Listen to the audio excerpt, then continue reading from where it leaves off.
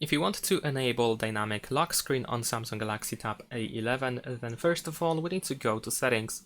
Scroll down on the left side until you find Wallpaper and Style, and then choose Change Wallpapers.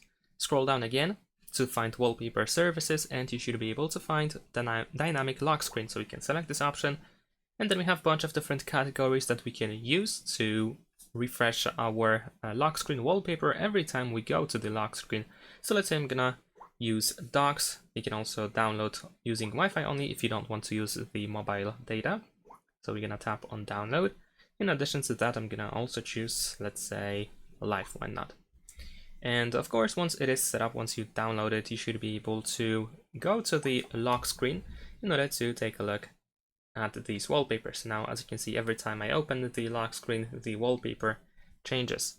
And that is pretty much it. Of course, you can go back to these settings later on in order to readjust these options and to include or exclude these categories. Thanks for watching, leave a like and subscribe.